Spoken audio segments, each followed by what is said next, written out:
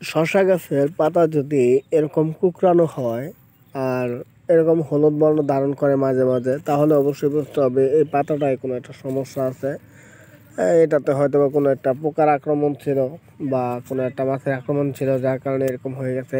তো এখান থেকে কিন্তু আসলে ভাইরাস ছড়ানোর একটা সম্ভাবনা থাকে, যার কারণে অবশ্যই এই পাতাগুলো আপনারা কেটে দেবেন। এই পাতাগুলো কেটে দিয়ে অবশ্যই এই কাটা স্থানটা ভালো হওয়ার জন্য ছত্রাকনাশক ম্যানকোজেব কার্বনডাজিম কোনো একটা কিছু দিয়ে দিবেন।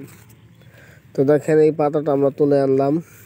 এই পাতাটাতে এই যে দেখেন, এই পাতাটা কিন্তু আসলে হলুদ দাগ দাগ হয়ে গেছে, কুকড়ানোর একটা ভাব হয়ে গেছে। এখানে মূলত প্রথমে সাদা মাছি আক্রমণ করছিল, মাকড়সা আক্রমণ করছিল, যার কারণে এরকম হয়েছে।